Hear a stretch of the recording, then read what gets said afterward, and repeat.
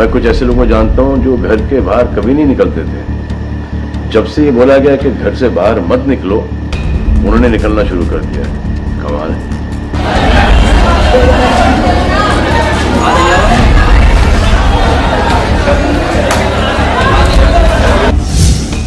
Corona warriors पर पथराव करने वालों पर भड़के सलमान खान। ये कमाल है। डॉक्टर आपकी जान बचाने के लिए आए, नर्सेज आपकी जान बचाने के लिए आए, और आपने उन पर पत्थर बरसा दिया। पुलिस डॉक्टरों पर हमला करने वालों को लगाई फटकार।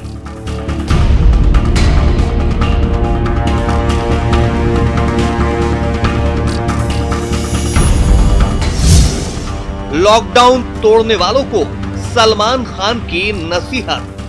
तो अगर भगवान के घर जाना, अल्लाह के घर जाना है, परिवार के साथ जाना है, तो निकलो बाहर।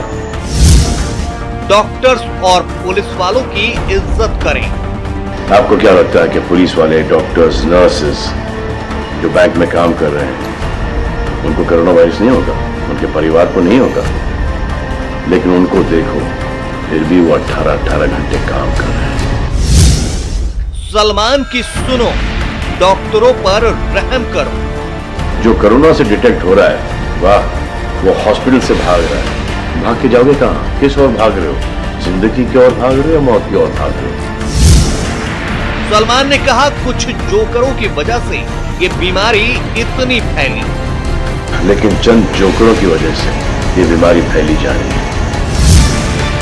लॉकडाउन के दबंग पैरोकार। और दुआ करो कि वो नौबत ना आए जहां पर आपको समझाने के लिए मिलिट्री बुलाई जाए। धन्यवाद। नमस्कार, बहुत स्वागत है आपका। प्राइम डिबेट देख रहे हैं आप, आपके साथ में जेपी शर्मा। मजबूरी ये है कि ना हम किसी के पास जा सकते हैं, ना हम किसी को यहाँ स्टूडियो में बुला सकते हैं। तो कोशिश ये है कि इस दौरान भी, इस संकट के दौर में भी, ये जो दौर है, ये विचार मंथन का जो हमारा प्रोग्राम है प्राइम डिबेट, जिसको आप बहुत पसंद करते हैं, वो जारी रखा जाए। हम कोशिश कर रहे थे इतनी देर से कि हमारे साथ मेहमान जुड़ें, तकनीक के माध्यम से अपने घर पर बैठे हुए, अपने हॉस्पिटल में बैठे हुए जुड़ जाएं, लेकिन वो कोशिश कर रहे हैं हम कि वो जुड़ जाएं। थोड़ी देर हुई, उसके लिए हम माफ़ी चाहते हैं। और बात यह है कि कोरोना वैसे फेफड़ों की बीमारी बताई जाती है, लेकिन इसने दिलों में भी जहर घोला है। जितनी बड़ी मुश्किल कोरोना से निपटने की है, उतनी बड़ी मुश्किल इससे निपटने के बाद दिलों की दूरी पाटने की भी होगी। बचाने वालों को निशाना बनाने का सिलसिला अभी थमा नहीं है। कल मुरादाबाद की घटना ने देश के जिम्मेदार, संवेदनशील लोगों की उम्मीदों पर एक और तमाचा मारा। राजस्थान में इस बात की तसल्ली है कि शुरुआती घटनाओं के बाद सरकार ने हिकमत अमली से काम लिया और ऐसी घटनाओं पर काफी हद तक लगाम भी लगी है। लेकिन देश के आम नागरिक की चिंता यह है कि समझदारों की बड़ी तादाद पर मुट्ठी भर जाहिल कैसे भारी पड़ रहे हैं। पुलिस और डॉक्टरों पर हमला करने वाले नरपिशाचों की मूर्खता की कीमत देश क्यों चुकाए?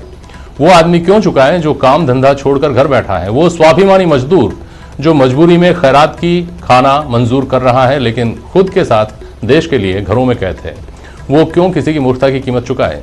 इस बात ने सिने अभिनेता सलमान खान को भी आहत किया। सलमान ने इन समाज कंटकों को जोकर कहते हुए एक वीडियो शेयर किया है, जो अपने आप में आई ओपनर है। क्या अब लोगों की आंखें खुलेंगी? ये बड़ा सवाल है। और ऐसे ही तमाम दूसरे सवाल हैं जिन पर हम आज प्राइम डिबेट में चर्चा करने वाले हैं। सवाल है कि सलमान जिनको जोकर कह रहे हैं, उनका आखिर इलाज क्या है?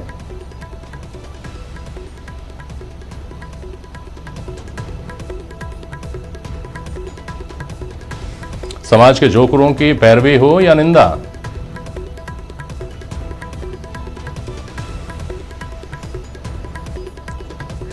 और कोरोना मिट जाएगा, दिलों की दूरी कैसे मिटेगी?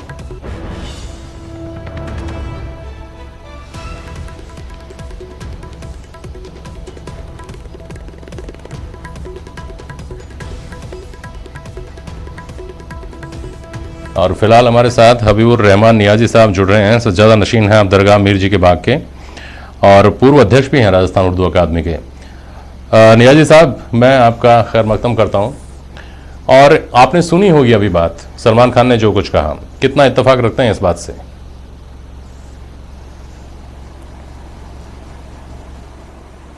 देखिए, मैं पूरी तरीके से सलमान खान की बात सुन नहीं पाया हूं। जहां तक मेरे समझ में आई, उन्होंने जोकर का लफ्ज इस्तेमाल किया है। कि कुछ चंद जोकरों की वजह से ये सब कुछ हुआ है, तो मैं ये समझ नहीं पा रहा हूं कि उन्होंने जोकर किसको कहा, किसी पर्टिकुलर आदमी के लिए कहा है या समाज के लिए कहा है, क्या किया है? क्योंकि ये उनकी लैंग्वेज है, ये जो फिल्म वालों की लैंग्वेज होती है वो हमारी और उनकी लैंग्वेज में ज़रा फ़र्क है। किस तरीके से उन्होंने कहा, भारत में उनके इस बात से बिल्कुल मुत्तफिक हूँ कि ये जो चंद जो लोग हैं जिनको हम असामाजिक तत्व कह सकते हैं, कि ये जो पुलिस प्रशासन पर या मेडिकल टीमों पर हमला कर रहे हैं या उनसे जोर जबरदस्ती कर रहे हैं, जाहिर है कि उसकी तो हर आदमी मजम्मत करेगा कि वो ऐसा क्यों कर रहे हैं, जबकि ये लोग अपने घरों से दूर हैं, हम लोगों के सेवा में लगे हुए हैं, अपनी जान की परवाह ये नहीं कर रहे हैं।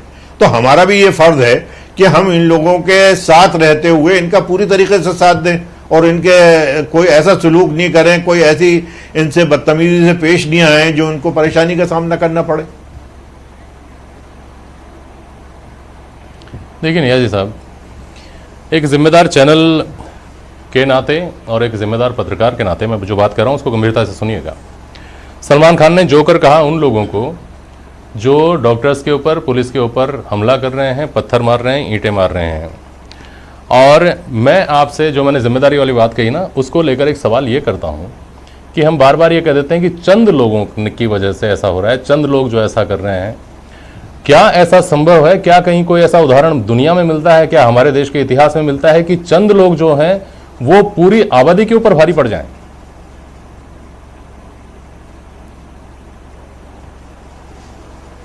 नहीं, ये नहीं है, ऐसा कहीं तारीख में तो नहीं मिलता है। लेकिन ये है कि मैं ये नहीं समझ पा रहा हूं कि आप ये चंद लोग जो हैं बार बार ये किसके लिए इस्तेमाल हो रहा है।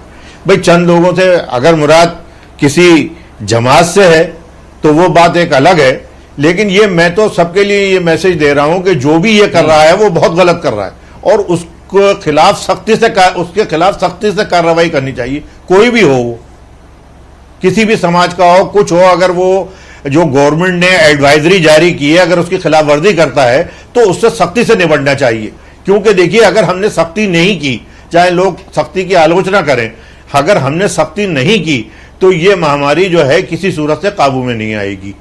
ये मैं इससे पहले भी कह चुका हूं और अब मैं फिर कह रहा हूं कि इसमें जहां तक हो उसमें सख्ती की जरूरत है। और सख्ती के साथ साथ हम लोगों को भी ये सोचना चाहिए कि भाई आपकी वजह से, उन्होंने जोकर कहा, वो लफ्ज़ मैं नहीं कहूंगा, लेकिन आपकी नादानी की वजह से, एक आदमी की नादानी की वजह से पूरे शहर को उसका खमियाजा भुगतना पड़े, तो ये कहां तक जायज है?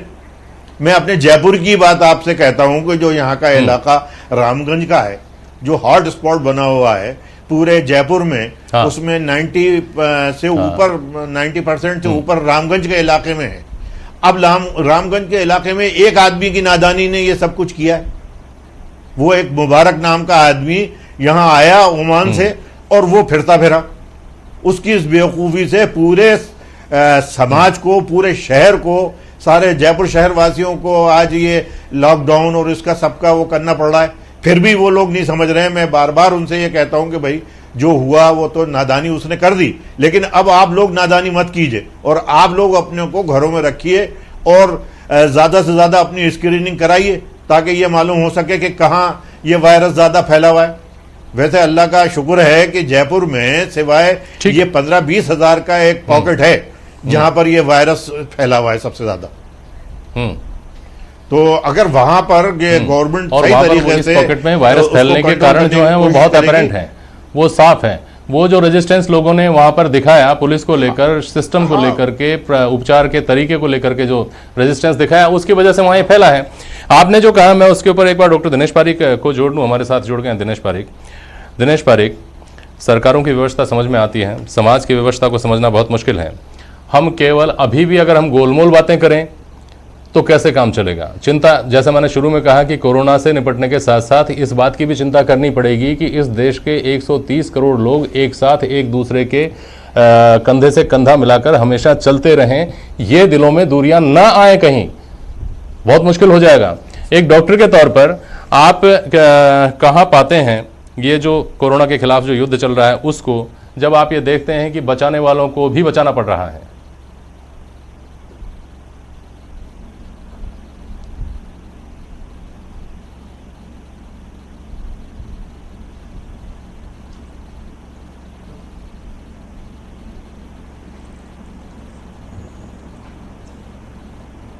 यहाँ रख ले बिल्कुल। डॉक्टर दिनेश पारीक, आप सुन पा रहे हैं क्या मुझे? हेलो,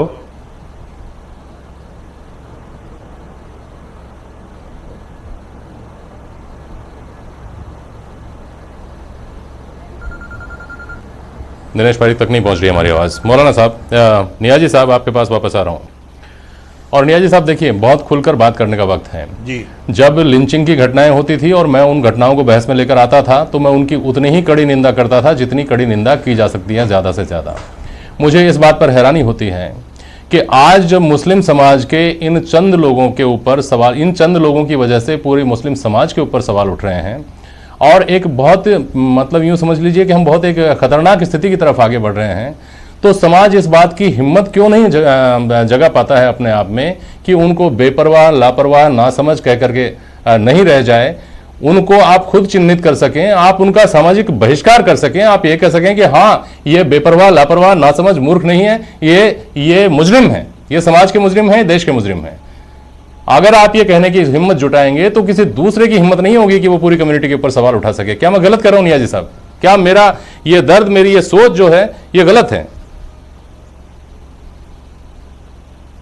नहीं, आपकी सोच बिल्कुल सही है। मैं भी इस चीज से इत्तेफाक करता हूं कि उनको किसी भी सूरत से माफ नहीं किया जा सकता है, लेकिन उनके साथ साथ ये है इस वक्त कि वो बहुत ज्यादा एक मायूसी के शिकार हो रहे हैं वो लोग। और वो जैसे आप ये कह रहे हैं कि सारा समाज उनकी वजह से हो रहा है, तो वो सारा समाज उनकी वजह से एक उसमें है कि कुछ लोग के, वही फिर बात आती है कि कुछ लोगों की वजह से पूरे कौम को जो है वो बदनाम किया जा रहा है, पूरी कम्युनिटी को बदनाम किया जा रहा है। मेरा कहना इसमें सिर्फ ये है कि जो कुछ भी है, मीडिया का रोल इस वक्त सबसे ज़्यादा अच्छा है, आप लोग जो भी कर रहे हैं, लेकिन मैं आपसे ये कहूँगा कि जो लोग इस मीडिया पे आके खाली इसी को निशाना बना रहे हैं, तो ये बात जो है वो सही नहीं है। जयपुर में आप कह सकते हैं कि ये बात है, मैं और जगह जो फैल रहा है, वही कोरोना वायरस तो पूरे इंडिया में है ना, और जगह भी तो फैल रहा है। महाराष्ट्र में क्या हो रहा है, दिल्ली में क्या हो रहा है, और आपके हरियाणा में या तमिलनाडु में क्या हो रहा है। मैं ये कह रहा हूं कि ये तो यहाँ तो जो कुछ हुआ वो सही है, जो आप कह रहे हैं कि वो हुई है, गुस्से की बात भी है सही, लेकिन क्या आप इस चीज को सही नहीं समझते हैं कि दिल्ली से जब ये शुरू हुआ और जमात के ऊपर जो ये कहा जा रहा है कि तबलीगी जमात ने वो किया, मैं इससे बिल्कुल इत्तेफाक रखता हूं कि उनकी वजह से ये फैल रहा है, लेकिन इसमें क्या प्रशासन का दोष नहीं है? क्योंकि जो जमात का ऑफिस है और जो पुलिस निश्चित रूप से है सर, उनके ऊपर इन बातों के ऊपर तो बहस हो चुकी है। इन बातों पर बहस हो चुकी है नियाजी साहब, एक मिनट आपको रोक रहा हूं बीच में। इन बातों पर तो तमाम बहस मुबाहिसे हो चुके हैं।